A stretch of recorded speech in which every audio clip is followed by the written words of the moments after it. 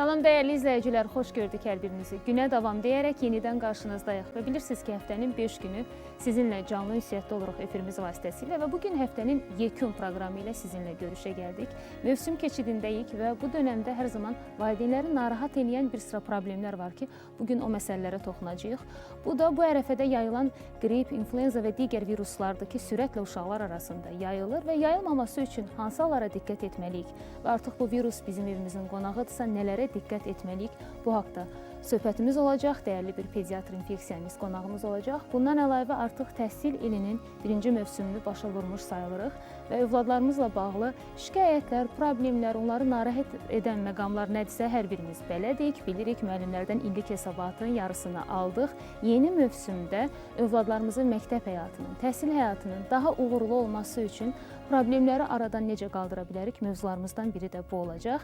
Digər məsələləri isə sizə dəyərli həmkarım Elnur Kərimov çatdıracaq. Elnur, buyur, söz səndə. Aytən, səni də salamlayıram. Dəyərli tamaşaçılarımız, sizi də salamlayırıq və Azərbaycan televiziyasının efirində günə davam deyərək sizin qarşınızdayıq. Və həmkarım Aytacın söylediyi kimi bu mövzular ətrafında dəvət etdiyimiz qonaqlarımızla söhbət aparacağıq və sizin bizim ünvanladığınız suallar və bizim özümüzü də narahat edən bir çox məsələlər var ki, bu məsələlərlə də bağlı dəvət etdiyimiz qonaqlara suallarımızı ünvanlayacağıq və onun ardıca növbəti qonağımızın mövzusu isə qorxu hissinə necə qalib gələ bilərik. Bax, bu mövzu ətrafında bizim dəyərli psixoloqumuzla da bir söhbətimiz olacaq. Təbii ki, əgər psixoloq mövzusu varsa, siz bilirsiniz ki, biz mütəmadi olaraq şəhər sakinləri ilə də biz suallar ünvanlayaraq fikirlərini öyrənmiş oluruq və elə bu mövzu ətrafında da şəhər sakinlərinə sualımızı ünvanlamışıq. İrəliləyən dəqiqələrdə bu barədə mövzularımızı da sizinlə görüşəcəyik. Amma ilk olaraq istəyərdim ki, hal-hazırda günə davam deyərək sizin evinizin qonağıyıqsa, ilk qonağımızı dəvət edək. İlk qonağımız pediatr infeksiyonist Aytən xanım Ziyadovadır ki, biz böyük məmnuniyyətlə sizi studiyamıza dəvət edirik. Aytən xanım, xoş gəlib, səfa gətirmişsiniz. Xoş gəldiniz. Son zamanlar Aytacın da vurğuladığı kimi övladlarımız arasında yaranmış olan bir balaca narahatlıqdır, qripin artmasıdır və bu qorxu biraz uşaqlarımızda, övladlarımızda istiliyin daha çox olmağı biraz bizi narahat elədi və ona görə də düşündük ki, bu mövzu ilə bağlı siz bizə məlumatlar təqdim edə bilərsiniz ki, bu hansı virusdur, niyə görə hal-hazırda artmaqdadır və övladlarımızı bundan qorumaq üçün nələr etməliyik və valideynlər daha çox nəyə diqqət etməlidir? Mən belə salamlayıram. Həqiqətən də hal-hazırda çox aktual mövzulardan biridir. İnfluenza virusu hal-hazırda uşaqlar və böyüklər arasında çox yayılmışdır. Gedişatında xüsusilə yüksək qızdırmanın olması və davamlı qızdırmanın olması valideynləri telaşa salır. İlk öncə bildirmək istəyirəm ki, influenza virusuna qarşı hər il yenilənən peyvəndimiz mövcuddur. Ancaq bu peyvəndin vaxtında vurdurulduğu zaman effektini görə bilirik. Necə görürük? Təbii ki, influenza virusu bilirsiniz ki, hər il ştamı yenilənir və bu dönəmdə də məhz bu aylarda daha çox sıxlığı müşahidə edilir. Ancaq bu peyvəndin sentyabr-oktyabr aylarında tətbiq edən valideynlər və yaxud da ki, böyüklər, həmin şəxslər də bu virusa qarşı immuniteti olur, qorunmuş olur. Ancaq bəzən valideynlər viruslu da, digər virusları da uşağım keçirtdi, sağaldı deyərək biraz soyuqqanlı yanaşırlar ki, bu da yol verilməzdir. Çünki bu virusun özəlliyi daha ağırlaşmaları ilə, sıx ağırlaşmaları ilə müşahidə edilir və elə bir ağırlaşma yaradır ki, xəstə ancaq xəstəxana şəraitində müalicəyə tabe olur. Məhz bu virusun mutasiya uğramaq ehtimalı da var, elə deyilmi? Bəli, hər il ümumiyyətlə bu virusun özəlliyi ondan ibarətdir ki, hər il yeni növü çıxır, yeni belə deyim, forması çıxır və o yüzdən də sürətli yayılıcı xüsusiyyəti vardır. Aytən xanım, uşaqlarımızda adətən narahatlıq başlandı. Həkimə ilk müraciət edəndə tipik suallar olur ki, bizim həkimdən aldığımız və bəzən bizim üçün o suallar sıradan gəlir, amma həkim üçün orada çox vacib bir detallar olur ki, o anlasın ki, məhz söhbət hansı virusdan gedir. Bu dəfə valideynlər hansı əlamətlərdən ayırd edə bilərlər ki, bu sıradan bir qrip deyil, daha ciddi bir haldır? Ümumiyyətlə bildirmək istəyirəm ki, virus xəstəliklərlə bağlı gedişatda burun axıntı, öskürmə, boğaz ağrısı, burundan bəzən bakterial infeksiya qoşularsa, yaşıl ifrazatın gəlməsi, qulaq ağrısı, düşməyən hərarət, hətta bu virusun təhlükəsi nədən ibarətdir? Sürətli sətəlcəm dediyimiz, el arasında sətəlcəm dediyimiz pnevmoniya səbəb olur. Və bu yüzdən də uşaqlarda nəfəs darlığı, nəinki uşaqlarda, məsəl üçün hamilə xanımlar, yaşlı şəxslər, elə sağlam immunitetinə güvənən hər bir şəxsdə də bu hal baş verə bilər. Çünki bu virusun xüsusiyyətidir, bu virusun gedişinin xüsusiyyətidir. Hal-hazırda daha çox yayılmış növü influenza A virusudur, yəni A ştamıdır. Nəzərinizə çatdırmaq istəyirəm ki, influenzanın A, B və C növü var. Daha çox A, B xəstəlik törədir insanlar arasında. Ancaq hal-hazırda yayılan növü isə A növüdür. Buna görə isə bəzən biz test götürürük, yəni dəqiqləşdirmək üçün həqiqətən bu influenza virusudurmu? Çünki başqa bir viruslar da vardır ki, uşaqlar və böyüklər arasında xəstəlik törədir. Təbii ki, influenzanın əgər A ştamı təsdiqlənirsə, bu zaman ona uyğun xüsusi antiviral müalicəyə başlayırıq. Təbii ki, burada simptomatik müalicə çox önəmlidir. Bəzi xəstələrimiz vardır ki, pasientlərimiz vardır ki, onlar ev şəraitinə yox, mütləq xəstəxanaya yatış verərək müalicəsi davam etdirilməlidir. Aytan xanım, az öncə peyvəndi vurğuladınız. Peyvəndlə bağlı da bəzən bilirsiniz ki, peyvənd cədvəlində də dəyişiklik olur protokola əsasən. Hansı aydan, hansı yaşdan etibarən artıq valideynlər peyvəndə başlaya bilərlər? Bəli, ümumiyyətlə hər bir ölkənin milli peyvənd təqvimi vardır. Ancaq influenza virusu milli peyvənd təqvimində aid daxil deyildir. Burada hər kəs könüllü, öz seçiminə uyğun olaraq bu peyvəndi gedib istəyərək vurdura bilirlər. Əhalinin tələbatına uyğun olaraq. Təbii ki, maariflənmiş valideyn, maariflənmiş şəxs bu peyvəndi həm özünə və həm uşağına tövsiyə edir. Çünki ailəmizdə elə bir yaxınlarımız ola bilər ki, onlar üçün bu virus daha təhlükəlidir. Bunlar kimlərdir? Məsəl üçün, əgər bizim ailəmizdə xroniki xəstəlik olan şəxslər varsa, xüsusilə də onkoloji xəstəliyə görə bir xəstəlik varsa, həmin şəxs xüsusi risk qrupundadırlar. Çünki bilirsiniz ki, onların immun sistemi baskılanmış olur və onlar ximioterapiyalar alırlar və biz virusu yüngül keçirdiyimiz halda, keçirə biləcəyimiz halda onlar isə daha həyatı təhlükə daşıyır. Bir yaşın altındakı... Belə bir məqama toxundunuz ki, demək, bununla bağlı peyvəndlər olunmalıdır və bunun mutasiyaya uğrayaraq A, B, C növləri var. Əgər biz ilk dəfədən virusa yoluxduğumuz halda peyvənddən istifadə ediriksə, sonradan B, mutasiyaya uğrayaraq B, C viruslarına da yoluxma ehtimalımız varmı? Əslində çox gözəl sual ünvanladınız. Burada nüans nədir? Əgər biz bir ilin əvvəlində, sentyabr, oktyabr ayında peyvənd etdirəriksə, o zaman həm A-ya, həm də B-yə görə qoruyuculuğu təmin edərik. Yəni, bu günləri mən bayaq ona görə A ştamını vurğulamaqda məqsədim bu idi. Bugün A ştamı yayılıb. Amma mart ayında ola bilər ki, B ştamı yayılsın.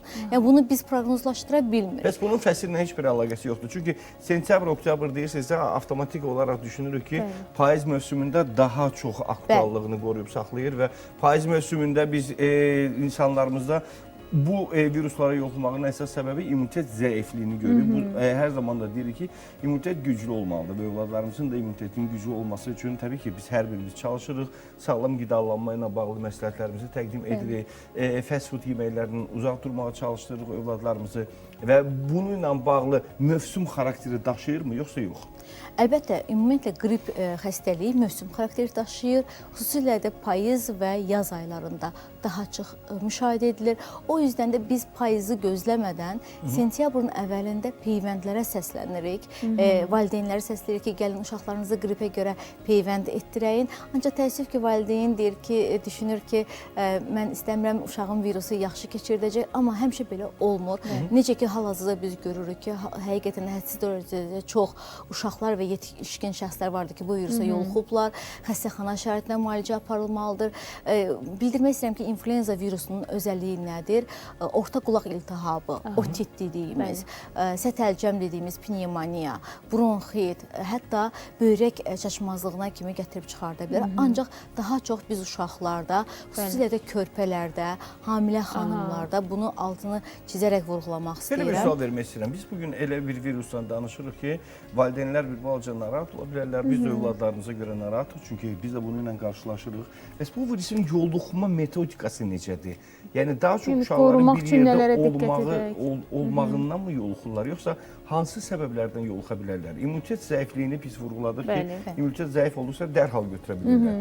Bəs əsas səbəblər nədir? Bəli, əsas səbəb payız mövsümündə və qış mövsümündə daha çox insanların qapalı ortamlarda sıx vaxt keçirtməsi və hava damcı yolu ilə yoluxmasının səbəbi əsas səbəblərdən biri götürülür. Ona görə də biz valideynlərə hər zaman bildiririk ki, xüsusilə də əl yumaq gigiyenasına xüsusi diqqətli olmaq lazımdır. Təbii ki, soyuq da bir stres faktorudur. Orqanizma üçün bu stresdir və immunitet avtomatik olaraq basqılanmaq durumuna gəlib çıxır. Ancaq unutmayaq ki, bu xəstəliklərin qorunması mümkündür. Təbii ki, ilk öncə ən əsas, xüsusilə də infeksion xəstəliklərdə bizdir ki, ən ideal metod profilaktikanın edilməsidir. Bu profilaktikada peyvəndlər birinci yerdədir. Ancaq təbii ki, uşağın sağlam qidalanması, yuxu rejimi, bağırsaqlar bizim üçün, bəli, aktiv həyat tərzi öz yerində. Bizim üçün bağırsaqlar ana orqandır və istər uşaq, istərsə də böyüklərin bağırsaqlarından immun sistemi birbaşa təsir göstərir. Aydar xanım, belə bir sual vermək istəyirəm ki, bir daha istərdik ki, tamaşaçılarımıza söyləyək. Çünki biz hal-hazırda elə bir virusdan danışırıq ki, hər birimizi narahat edən bir məqamdır.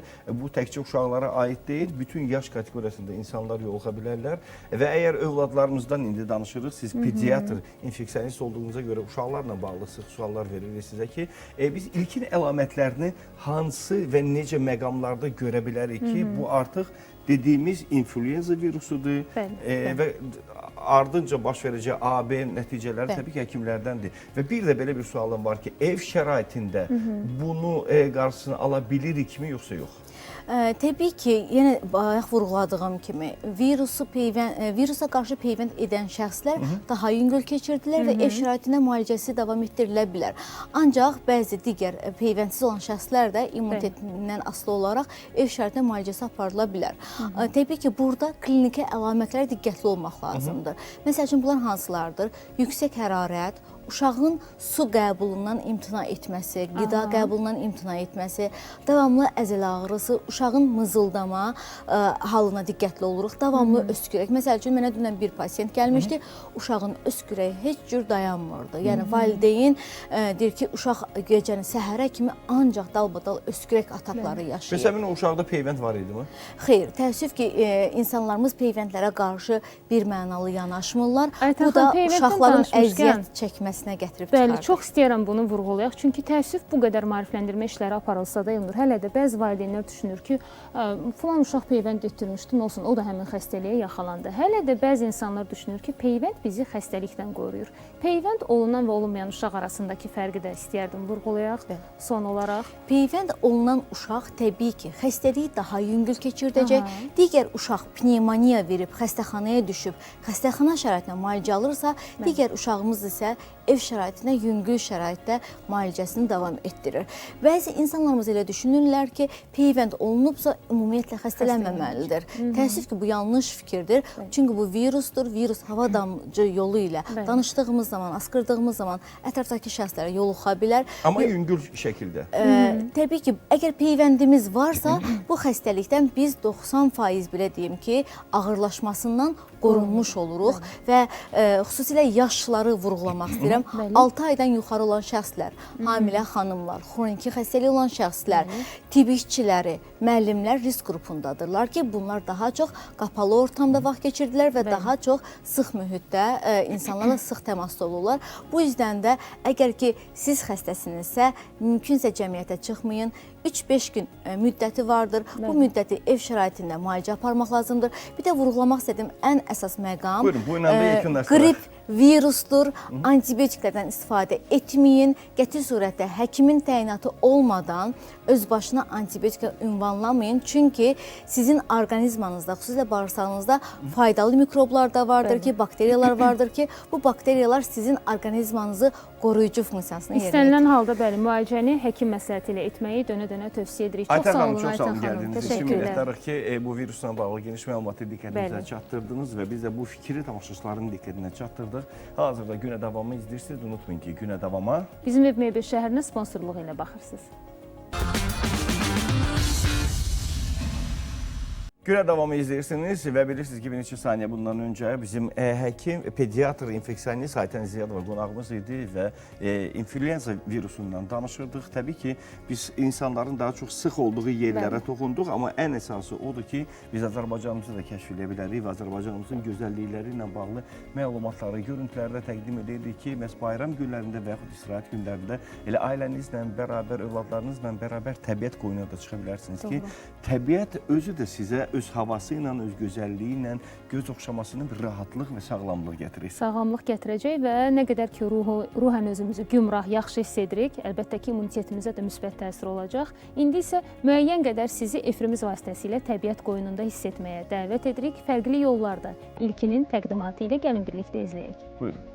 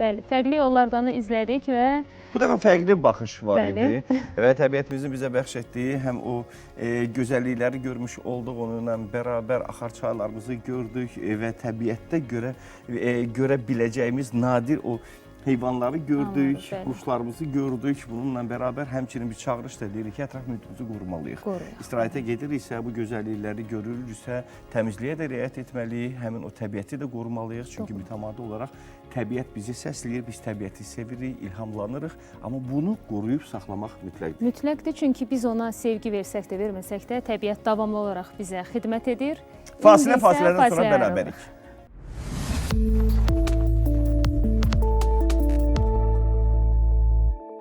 Günə davam deyib davam edirik və Aytaçla bərabər sizin qarşınızdayıq. Bilirsiniz ki, o qədər maraqlı mövzulara toxunacağıq ki, hal-hazırda valideynlərimiz daha rahat bir şəkildə bizi izləyə bilərlər. Hansı ki, övladlarına nələrsə öyrədə bilmirlər və yaxud dərs zamanında müəllimlərlə bağlı, müəllimlərin şikayətini eşidirlər ki, bu uşaq bir yerdə oturmur. Dərsləri öyrənməkdə biraz çətinlik çəkir, daha çox hərəkətləyir. Bax, bunun özünün metodikası da var ki, bu metodikayla bərabər biz övladlarımıza təhsil verə bilərik. Çünki onları da anlayışla qəbul etməliyik. Bəli, anlayışla qəbul etməliyik və əgər problem varsa, onun mütləq ki, həlli də var. Sadəcə olaraq gərək biz səbəblərini bilək ki, niyə bizim övladımız müəllimə qulaq asa bilmir və yaxud müəllimlərin dediyi kimi yerində otura bilmir. Bu haqda bizə dəyərli qonağımız, psixoloqumuz Ülviyə Nəhmətova danışacaq və tək deyil əlbəttə Barış adlı gözəl balamızla birlikdə bugün qonağımızla xoş gəldiniz. Gəlin Ülviyə xanım.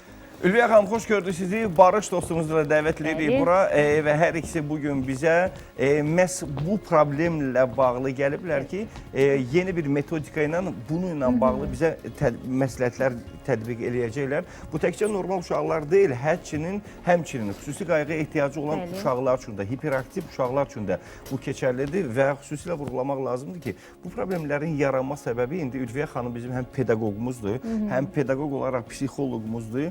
Daha çox övladlarımızın ev şəraitində qalmaqdır. Çünki açıq havada vaxt keçirməyə azlıq təşkil edir, ümumiyyətlə zaman ayırmırlar.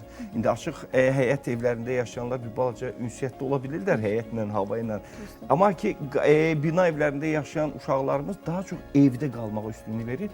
Bu da hiperaktivliyə gətirib çıxardır ki, öz enerjisini çıxarda bilmirlər. Mən əsas məsələni burada görürəm. Düzdür, çox sağ olun. İlk öncə dəvətinizə görə. Düzdür, əvvəlki illərə nisbətən diqqət əksiliyi, hiperaktivlik pozuntusu artmışdı. Bu artan faktorlardan biri də mühitin təsir edici faktor. Birbaşa faktor deyil, amma təsir edici faktordur ki, daha çox ev şəraitində olmaları və yaxud da telefona daha çox asılılıq olmaları və hərəkətlərini enerji ilə çıxarda bilməmələri də bu artıran faktorlara aid edilə bilər. Ola bilərmi ki, hər hansı bir, məsəl üçün, bu cür uşaqlarla başqa bir metodikalarla dərs prosesi keçməlidir? Mən belə başa düşürəm ki, fərqli metodlar və fərqli yanaşmalarla əyləncə xarakteri o demək deyil ki, təkcə deyib, gülüb danışacağıq.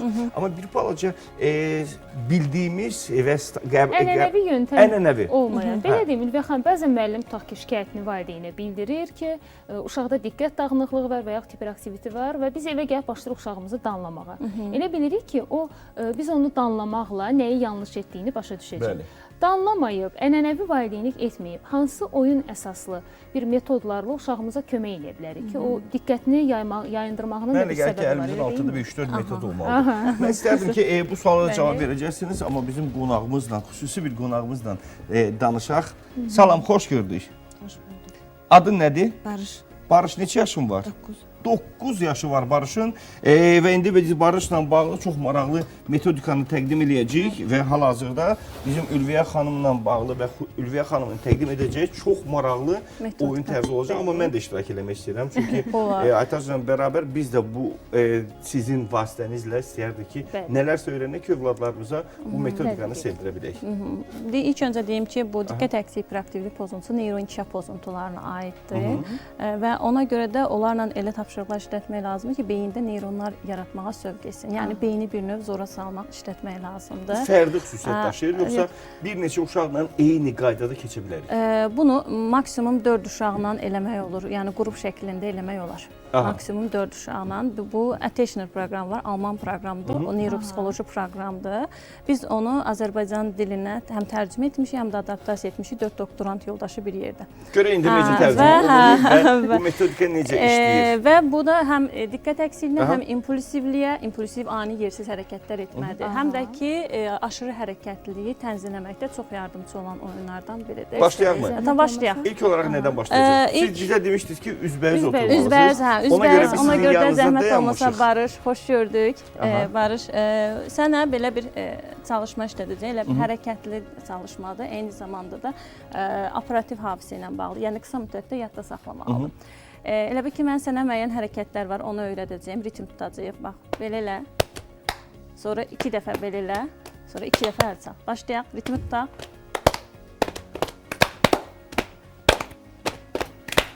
Afərin. Bu ritmi tutat da mən sənə rəng adları deyəcəm. və sən isə ancaq yaşıl rəngləri beynində sayacaqsan. Yəni iki işi eyni anda edəcəksən. Həm ritmi tutacaqsan, çalış ki, ritmdə də çaşma və eyni zamanda da beynində neçə yaşıl dediyimi sayacaqsan. Məsələn, deyəcəm ki, qırmızı, qara, yaşıl deyəndə aha 1 oldu, sonra sarı, göy, yaşıl deyəndə beynində sayacaqsan 2 oldu. Sırf yaşılları yadında saxlamalı. Sırf yaşılları yadda saxlamalı. Ola bilərmi ki, hərəkəti 2 dənəli yox, 1 dənəli eləyək müvəqqəti olaraq? O müvəqqəti. Əgər ola bilər. Başlanğıc olaraq. Sadəcə bir dənəli eləsin. Barış Tamam. bir dənə elə. Yox, yavaş. Tələsmə. Yavaş. Aha, ola bilər. Tamam. Hiperaktivliyini artıq biz görürük və başladıq. Mavi, qırmızı, sarı, çəhrayı, yaşıl, qəhvəyi, narıncı, sarı, mavi, sarı, qırmızı, göy, yaşıl, çəhrayı, mavi, sarı, qara, narıncı, yaşıl, mavi, narıncı, yaşıl, çəhrayı, qəhvəyi, boz, sarı, yaşıl. Əla. Və Neçə dənə oldu Barış? mikrofonumu tutaq Aferin Barış'a. Əslində bu uzun davam Neçə edən yaşıl bir şeydir. eşitdin Barış? 6 yaşıl. Doğrudur. Əla. Düz tapdı. Bəli. Əslində 6 hə, yaşıl. mən Çox paralel neçə olaraq yerdə ritmdə mən paralel biraz olaraq arxada arkada yönüm sayırdım sayırdı. neçə dəfə yaşıl Bəli. deyildiyini. Burada iki tərəfli iş getdi. Həm beyin işləyirdi, həm Həm hərəkət hərəkət, həm edirdi. də beyin. Çünki hərəkət halında beynimiz işlək vəziyyətdə olur, yarım kürələr işləyir.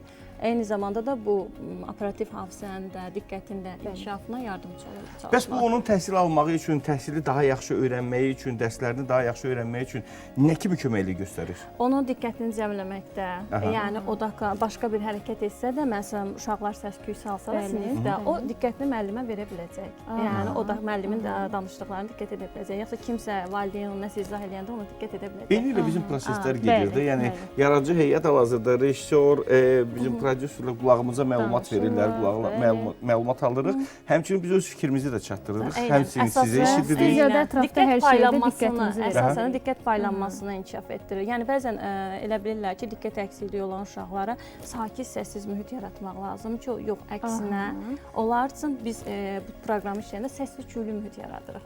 Ki, onlarda diqqət mərkəzləşməsi güclənsin, dominant oyanma olsun. Hiperaktiv uşaq dedikdə biz yalnız hərəkət edən uşaq görürük axı. Hiperaktivdir, bir yerdə otura bilmir. Yəni bunu Barışdan da hiss edirik ki, yəni bir yerdə otura bilmir. Daim ayaq üstə dayanmağı sevirlər, düzdür. Sağlam təhsil var, sağlam təhsil 15 dəqiqə Daha ayaq üstə. sərbəstdilər və hərəkət əyləşirlər, göz məşğələləri eləyirlər. Bu proqramda belə bir şey var ki, burada elə məsələ o bir yerdə dura bilmir. Məsələn, ola bir dəqiqəlik texnikasını eləsəm ki, bir dəqiqə sakit dura bilməyəcək. Biz ona görə də xüsusi bu oyunda qaydalar qoyuruq ki, məsələn, hərəkət etsən. Bir dəqiqə sakit dayanma, amma bu metodika ilə. Yəni bunu etdiyin müddətdə kənara baxsan, gülsən və yaxud da ki, sual versən falan, səndən xal çıxacaq. Məsələn, öncədən ona 75 xal veririk və o oyun kimi düşünür bunu. Ona görə də odaqlanması rahat olur. Məsələn, 10 dəqiqə, 15 dəqiqə o orada odaqlanıb qala bilir. Yəni, bunu indi hal-hazırda bizi tamaşaçılarımız da izləyirlər. Öz övladları ilə də bunu keçirdə bilərlər. Yəni, bu sadə bir üsul gördük ki, bunu indi 2 dəfə biraz artıq bir neçə dəfə sizin yanınıza gəlib gedəndən get-gedə çətinləşdirə bilirik. Çətinləşdirə bilirik və yaxud gəzərək də ola bilər, məncə. Olar, eynən. Olur, gəzərək də, hərəkətli şəkildə. Ümumiyyətlə, hiperaktiv sırf yəni bir uşaqda diqqət əksikliyi də ola bilər, paralelində də hiperaktiv ola da bilər, olmaya da bilər. Və yaxud da ki, impulsivlik və ya diqqət əksikliyi, yəni ikisi bir arada ola bilər.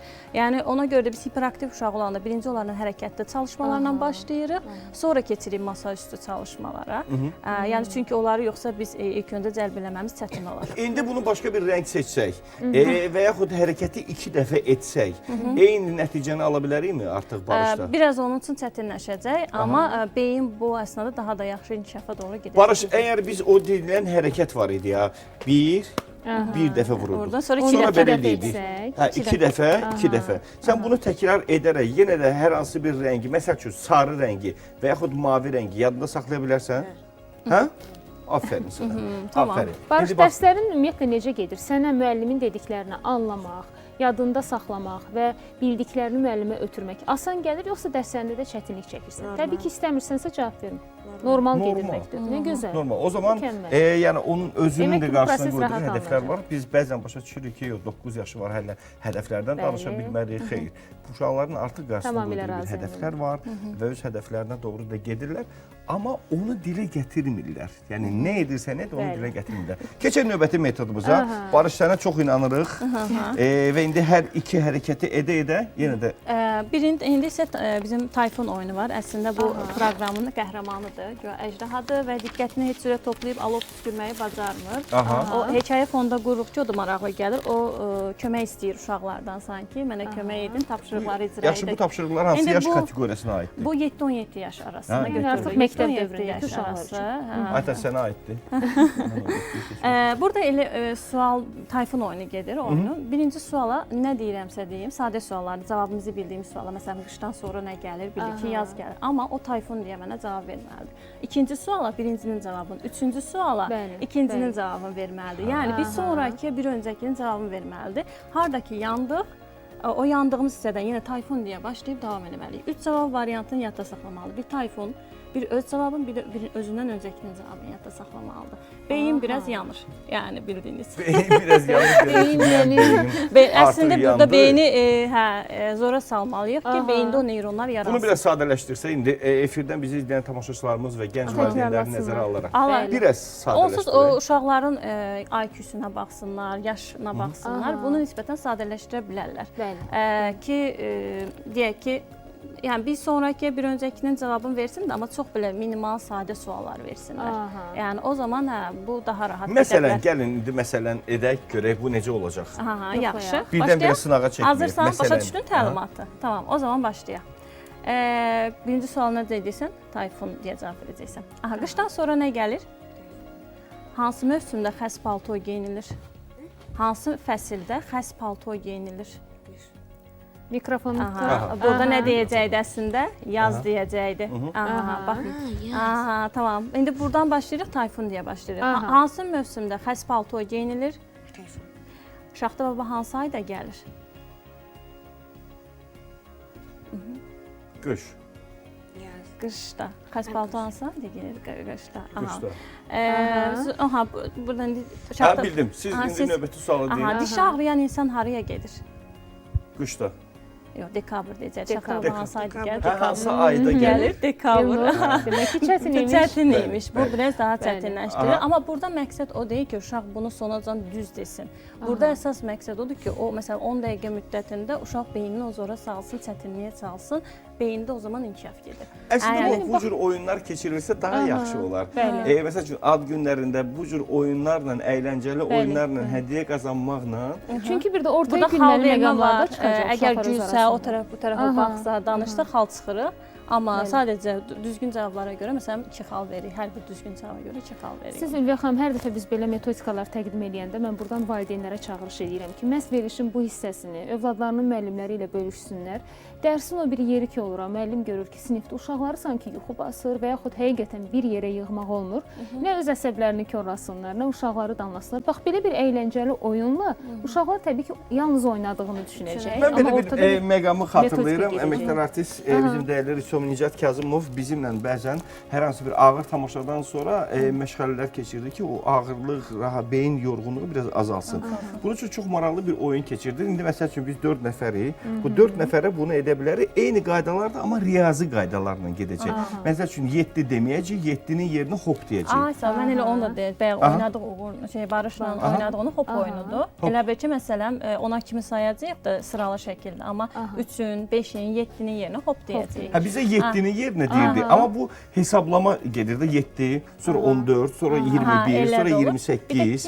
Alqış qoymaq olur. Məsələn, 4 və 8-in yerinə isə getiri çətinləşdirir. Onların yerinə isə məsələn alqış deyəcəyik, amma o digərlərinə hop deyəcəyik. Biz biraz sadədən Sadədən başladıq. O beyin getir. Məsəl üçün 1 birdən sonra neçə gəlir? Yox. 7-də hop deyəcəyik. 1 2, 3, 4, 5 6, hop, 8, 9 10, 11. 12. 13 Aferin. Aferin.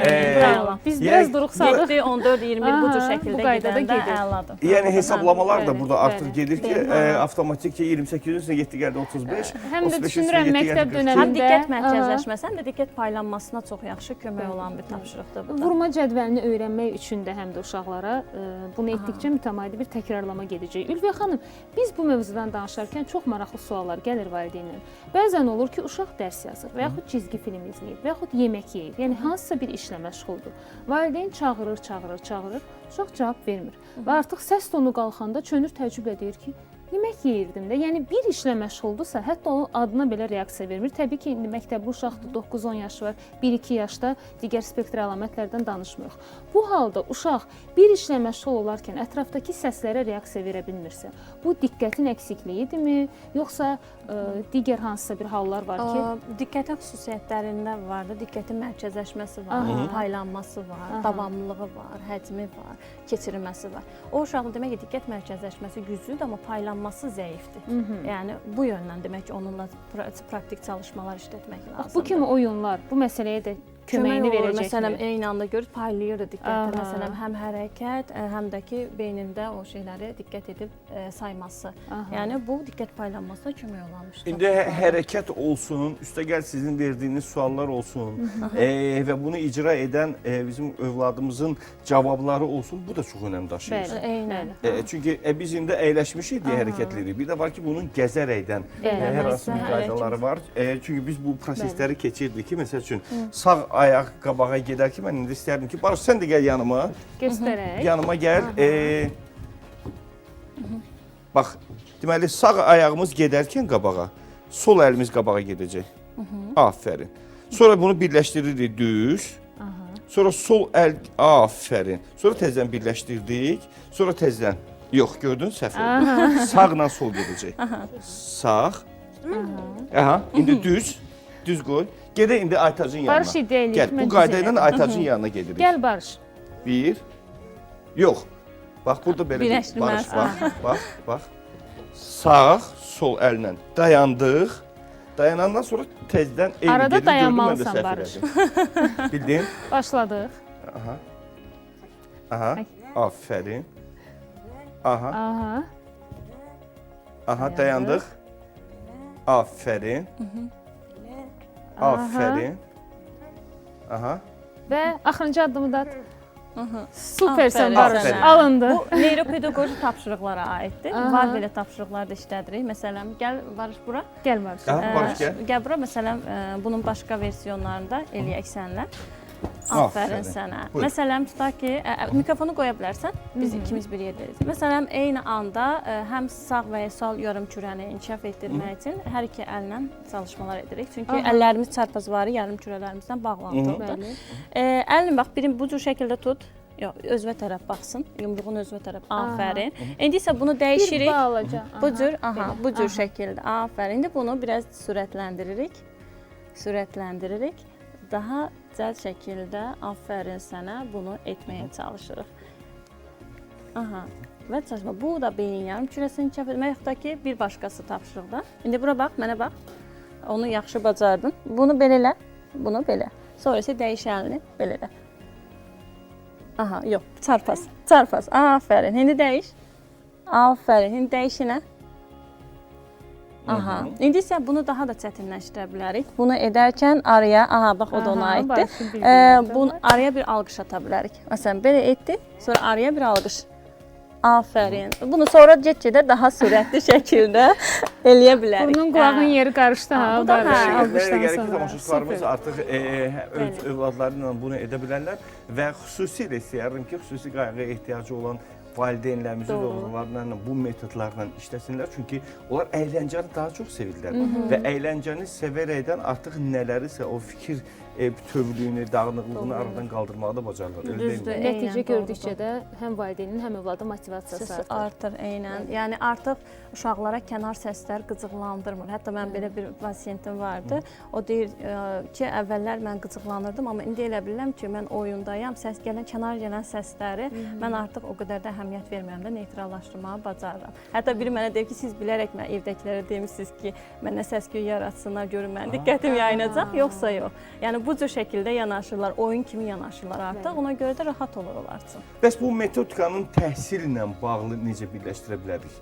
Yəni indi uşaqlarımız ev tapşırığı var, bu ev tapşırığını eləyirlər və bununla bağlı artıq bu sistemlə ev tapşırığını eləsinlər. Bunu mən valideynlərə evdə deyirəm. Məsələn, o dərslərini edərkən falan, məsələn, vaxt qoyun. Deyirəm ki, bax, kənara baxsan, eləsən, səndən xal çıxacam. Amma ki, sən onu axıracan, diqqətin yayınmadan, gülmədən eləyə bilsən, sənə xal verəcəm. Məsələn, bu cür şəkildə o oyunu qura bilərik. Məsələn, tapşırıqdır da fərq eləməz. Əsas odur ki, o dərs tapşırıqlarını edəndə diqqəti ora-bura yaymasın. Yoxsa çünki onlar adi, məsələn, qələmim düşdü, gedim su içim, ayağımla gedim, gəlim, səsə reaksiya verirlər. O əsnada onu oyun kimi düşündüklərinə görə diqqət mərkəzləşməsi güclənir. Sonuncu sual verəcəm və biz sizinlə yavaş-yavaş sağollaşmaq məcburiyyətində qalırıq ki, bu oyunlarda hər hansı bir mükafatlandırma əsas rol oynayırmı? Yoxsa yox? Düz xal verir, ən sonda isə sertifikat veririk və yaxud da mənim kiçik hədiyyə. Qiymət olaraq deyil, hədiyyə olaraq.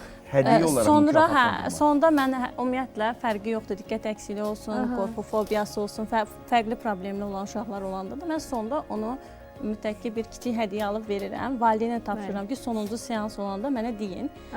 Yarım çıxarsaz belə lap. Bunu mənə deyin. Çünki mənim həyatımda çox uşaq olur. Amma onun həyatında bir psixoloq olur. Ona görə də bu mükafatlandırma çox yaxşıdır. Ülviyə xanım, çox sağ olun. Biz də sizə alqışlarımızla mükafatlandırdıq. Ülviyə Nəhmədova. Dostumuz həm pedaqoq, həm psixoloqumuz bizimlə bərabər idi. Barış, sənə də sonsuz təşəkkürlər. Çox sağ ol ki, gəldin. Çox yaxşı işlədi və minnətdarıq. Günə davamı izləyirsiniz. Hal-hazırda fasiləyə ayrılır. Fasilədən sonra yenidən bərabərik.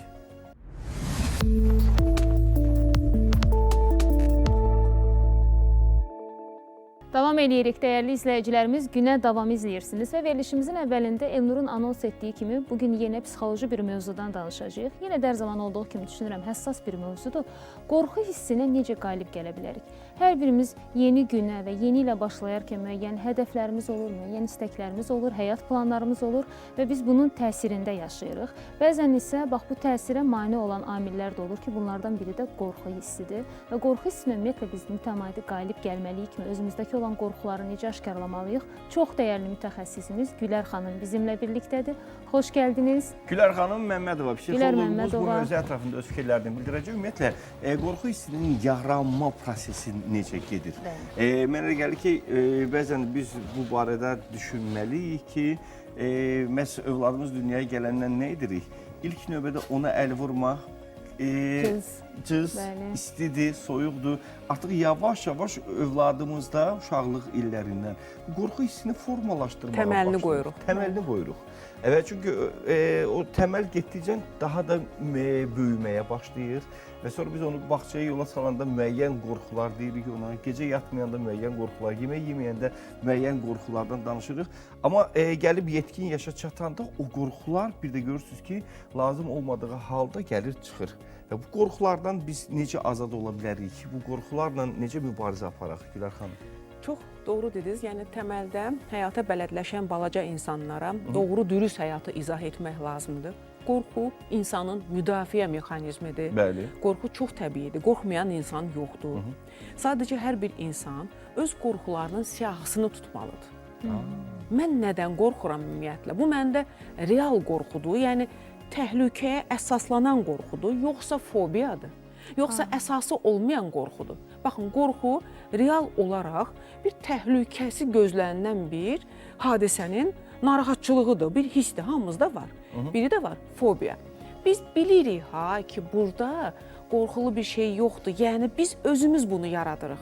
Baxın, buna belə deyirlər də, insanlar zehnində bir həbsxana qurur və öz düşüncələri ilə elə bir həbsxana inşa edir ki, onun əsrinə çevrilir. Bəli. Və zaman-zaman o qorxulardan danışdıqca, axı ifadə də eləyir dilində ki, mən çox qorxuram, mən çox ehtiyat eləyirəm. Bəli. O hadisə yadıma düşəndə çox pis oluram. Dedikcə insan elə bir bunu daha da böyüdür. Qorxunu da qovduqca o səni qovalayır. Və biz o siyahını tutanda ki, biz nədən qorxuruq və nə bizdə fobiya yaradır, o zaman biz onun öhdəsindən zaman-zaman gələ bilirik. Çünki qorxu, yəni bizim həyatımızın faydalılığını zəiflədir. Gülər xanım, belə bir söz var. Deyirlər ki, qorxduğun şey sənin başına gəlir. Daha çox eşitmişik də bunu. Biz o qorxduğumuz şeyin üzərinə mi gedirik? Qorxduğumuz halda üzərinə gedirik. Yoxsa bu necə olur? Biz qorxduğumuz bir şeyi böyütmüş oluruq. Çünki biz onun ssenarisini qururuq.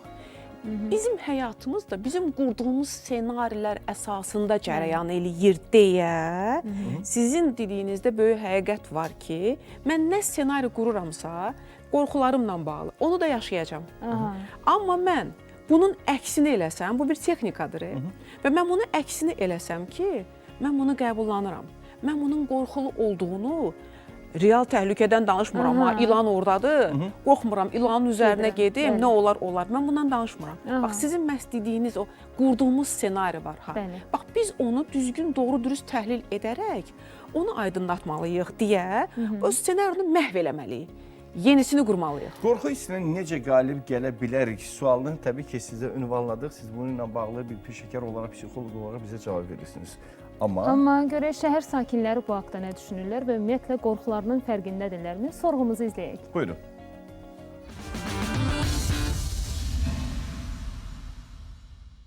Həyatda qorxularla üzləşmək qaçınılmazdır. Lakin şəhər sakinlərinin bu qorxuların öhdəsindən gəlmək üçün özünə məxsus yolları var.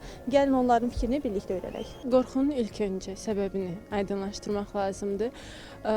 Elə şey ola bilər ki, məsələn, şuur altımızdadır və biz bunu üstdən baxanda görmürük, amma daha dərinə getsək, onun tamam başqa səbəbləri çıxır. Məsələn, düşünürük ki, səbəb budur, amma dərinə gedəndə, şuur altımıza enəndə başa düşürük ki, əslində səbəbləri, məsələn, uşaqlıq travmalardır və s. və ilaxır. Elə insanlar var ki, özü üstəsindən gələ bilir qorxularının, amma bəzilərinə peşəkar yardım tələb olunur, psixoloqlarla və s. Düşünürəm ki, ümumiyyətlə, qorxuların birinci kökünü insan belə özünə bir dərin bir şəkildə fokuslanmalıdır ki, görüm nədən qaynaqlanır.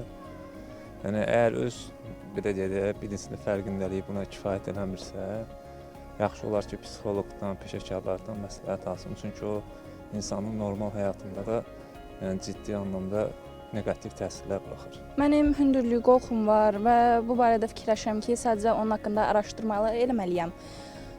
Həm də ki, istəyirəm qorxumun üzərinə gedəm.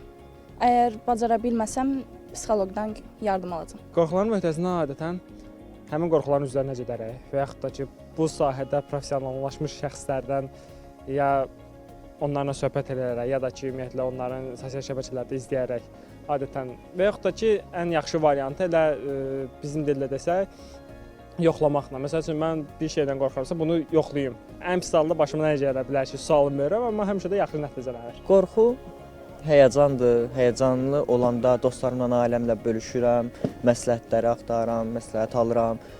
Ona görə də belə deyək ki, qorxunu o qədər də böyütmək lazım deyil. Sadəcə öz-özündə sakitləşdirmək lazımdır və onun çarəsini tapmaq lazımdır. Çünki insan nə qədər sakit olsa, bir o qədər də çarəsini daha asan tapılır.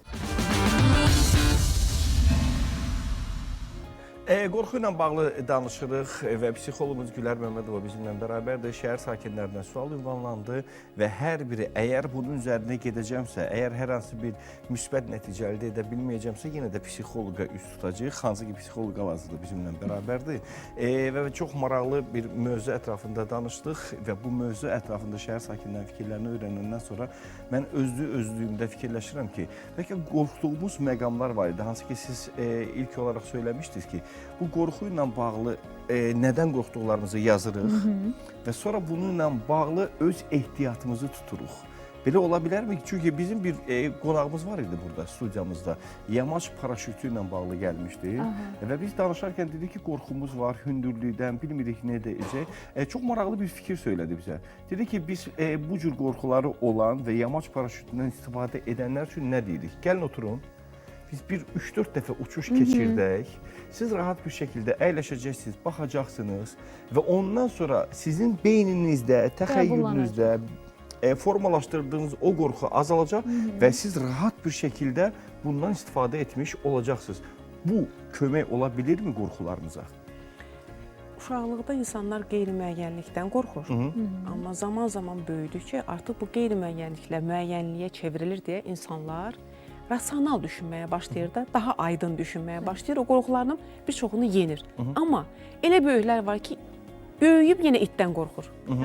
Bu uşaqlıqdan qalma travması. Və sizin qeyd etdiyiniz bəzi ekstremal hallar var, bəzi ekstremal şərait var, təbiət hadisələri var, bizdən asılı olmayan, qeyri-ixtiyari hadisələr var ki, qəfildən baş verə bilir, insanın gözləmədiyi halda. Bax, bu qorxulara hər kəsin reaksiyası özünə məxsusidir.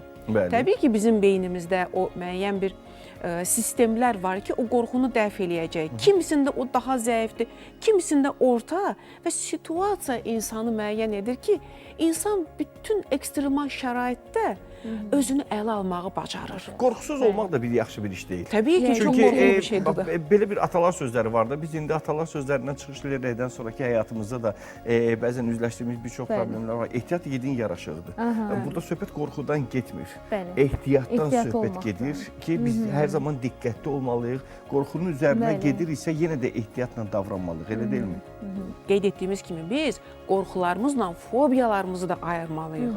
Təbii ki, təhlükəsi olan bir şey üçün biz qorxmalıyıq. Əslində fobiya ilə qorxudan yaranır, yoxsa yox? Fobiya bizim düşüncələrimizdən yaranır. Əsası olmayan düşüncələrimizdən yaranır. Fobiyanı da özümüz yaradırıq. Orada ssenari qururuq və biz ehtimallarla yaşayırıq. Yox, gəlin belə deyək də. Bizdə bir nəfəri itələmişlər, uşaq vaxtında suya itəliyiblər. Üzü üstə yıxılıb suyun içinə, dənizdə. Yəni heç dərinlik də olmur, sadəcə olaraq. Ağzına su gedib. Ondan sonra artıq o qorxu fobiyaya çevrilib. Yəni dənizə yaxın gələ bilmir. Ayağını suya batıra bilmir. Real hadisə əsasında insanın hafizəsində qalan, yəni bir assosiasiya var artıq, boğulma qorxusu var artıq. Bu real hadisə əsasında təməli qoyulub və bu formada nə qədər insanların təhlil olunmamış qorxuları var ki, müəyyən yaşda çatır, hələ onu təhlil etmir. Amma siz dediyinizi təhlil etdikcə, bayaq dediyiniz kimi, müəyyən o qaydalar var, təkrarlar var, onların üzərinə getdikcə bunu insan özü başa düşməlidir ki, mən bu qorxumu necə tələfi edim, necə bunu müalicə edim.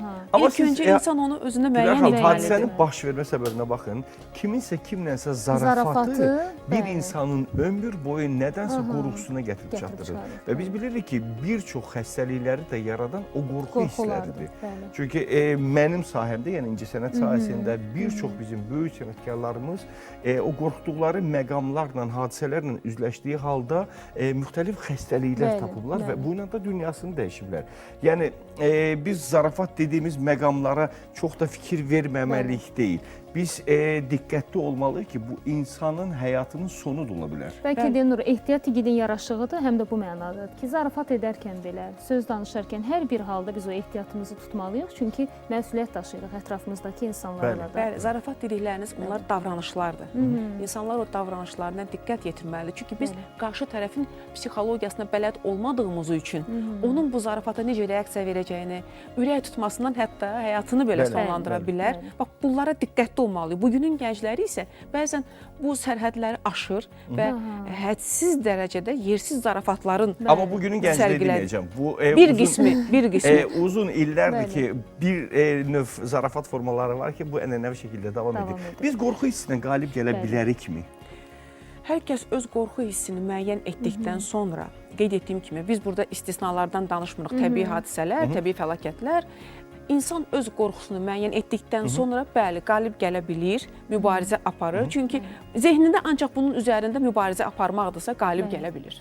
Gülər xanım, çox sağ olun gəldiyiniz üçün minnətdaram və qorxu hissindən necə mübarizə apara bilərik, qorxu hissindən necə qalib gələ bilərik mövzusunda çox dəyərli fikirlərinizi səsləndirdiniz. Mənə gəlir ki, şəhər sakinlərinin də psixoloqa müraciət edib fikirlərini öyrənərək dediyi fikirləri səsləndirdiyiniz üçün suallarına cavab almış sizə təşəkkürlərimizi bildiririk. Aytaç, tamaşaçılarımıza deməliyik ki, unutmasınlar ki, Günə davama Biz Mebel şəhərinin sponsorluğu ilə baxırsınız.